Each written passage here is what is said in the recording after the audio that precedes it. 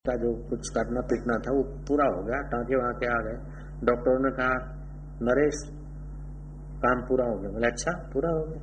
Doctor चकित हुए कि ये क्या नरेश को अभी तक कुछ पीड़ा का असर नहीं। बोले पीड़ा होती शरीर को, और मन शरीर से जुड़ता है तब पीड़ा की संवेदना ज्यादा लेता है। और मन जब गीता में जुड़ जाता है या किसी बात में जुड़ जाता है तो उस समय सुख दुख का अनुभव नहीं होता, कम होता है। जैसे यदि इसको तुम मन को मूर्छित कर देते हो, मन को मूर्छित करके दुख को भूलना एक बात है, लेकिन मन को मालिक में मिलाकर दुख से लापरवाह होना ये योग युक्त होना है। कर्मफल त्यक्तवा जो आदमी है वो सफलता और असफलताओं के बीच भी अपने चित्त में शांति और आनंद का अनुभव कर सकता है। तो आज का श्लोक हमें कहता है कि अयुक्त काम कारेण फले सक्तो निबध्यते। जैसे हम लोग ध्यान करते हैं तो ध्यान करने से हमारी योग्यता बढ़ती है, मन और प्राण ऊंचे केंद्रों में आते हैं, चित्त प्रसन्न होता है। अब योग्यता बढ़ती है तो संसारी फल पाने के लिए अगर योग्यता को हम खत्म करते हैं तो बंध जाते हैं, और उसी योग्यता को बढ़ाते बढ़ाते संसार का कर्म तो ठीक से करते हैं, लेकिन संसार की चीजों को पाकर पकड़कर सुखी होने की बेवकूफी छोड़ देते हैं। तो फिर वो हमारी योग की सामर्थ्य, ध्यान की सामर्थ्य, सेवा की सामर्थ्य, सत्य स्वरूप ईश्वर को पाने में काम आ जाती है। तो इसमें 5 बातों पर ध्यान रखना पड़ता है। एक तो अपने व्यवहार में स्वार्थ का त्याग हो भीतर से। जितने अंश में स्वार्थ का त्याग होगा उतने अंश में तुम्हारा चित्त सुयोग्य होता जाएगा। दूसरी बात अहंकार का त्याग। किसी मित्र से मिलते हो या किसी से बात करते तो अपना अहम बढ़ाने के लिए नहीं, अहंकार मिटाने के लिए।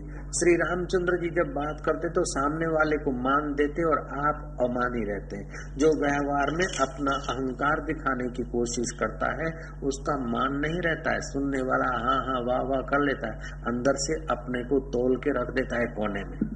लेकिन अहंकार निर्मूल जो है वो आदमी जब बात करेगा तो उसकी बात में सार भी होगा और सामने वाले के चित्त में उसकी गहरी असर भी होगी।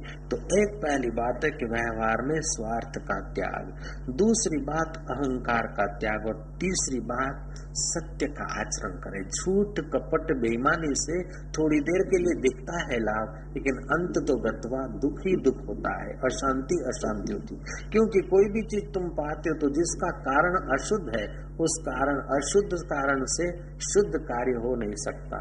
जैसे तांबे के तारों से बुनी हुई जाल तांबे की होगी, मिट्टी के लोंदे से मिट्टी के ही बर्तन बनेंगे, और सुवर्ण से सोने के गहने होंगे। ऐसी जो तुम कर्म करते हो तो वो तुम्हारा कारण अगर अशुद्ध है तो फल तुम्हारे को शुद्ध शांति वाला सुख वाला नहीं मिलेगा।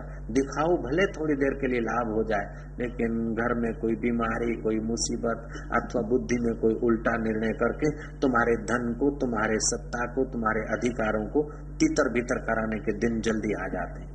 इसीलिए आप स्वार्थ त्याग और अहंकार त्याग, ये 2 बात आ जाए फिर सत्य आचरण करने पर दृष्टि रखें।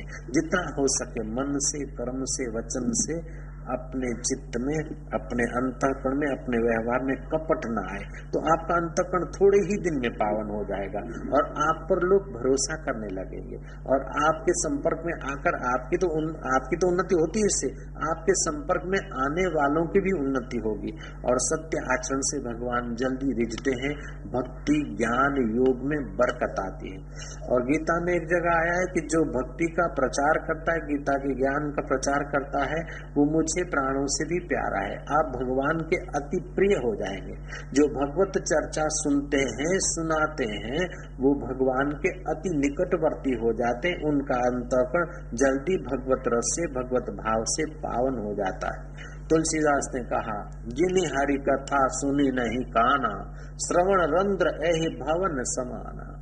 जिन्होंने अपने कानों के द्वारा हरि कथा नहीं सुनी तो फिर उनके कान है भोरिंग के भवन जैसे, सांप के दर जैसे उनके कान माने जाए। जिनकी जीवा से हरिनाम नहीं उचारा गया उनकी जीवा दादुर की जीवा के समान है। तो तुम्हारा सत्याचरण और भगवत चिंतन से तुम्हारी जीव पवित्र होगी और सत्य आचरण से तुम्हारा अंतःकरण शुद्ध और पावन होगा। तो शुद्ध वातावरण में से शुद्ध और अशुद्ध सब चीज को आप खींच सकते।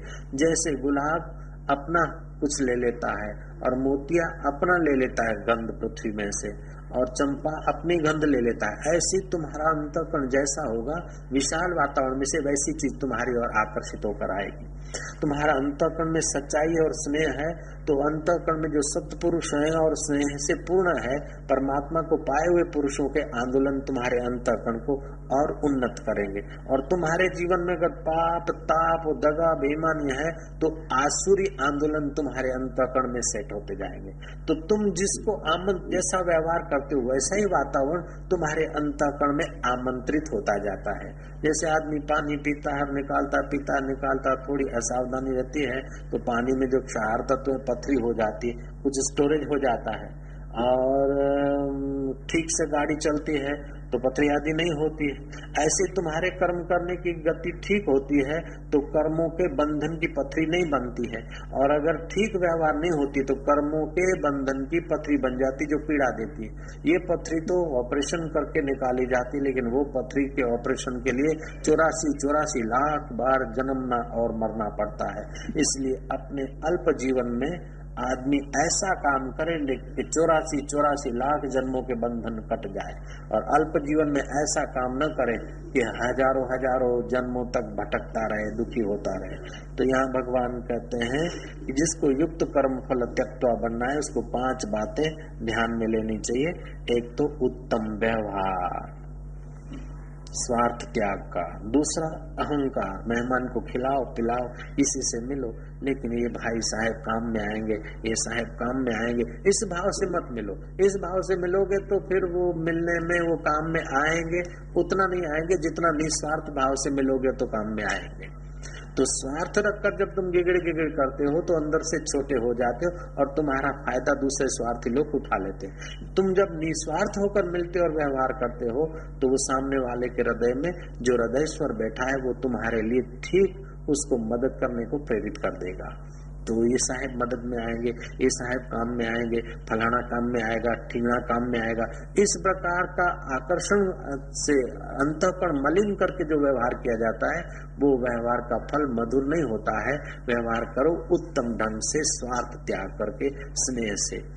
दूसरी बात अहंकार का त्याग। तीसरी बात सत्य आचरण, और चौथी बात है तुम्हारे व्यवहार में विनय हो। विनय युक्त जो व्यवहार है वो शत्रु को भी अपना बना लेता है। तो मित्र को अपना बनाने में देर कितनी, और मित्रों का मित्र परमात्मा है, उसको अपना बनाने में देर कितनी भैया।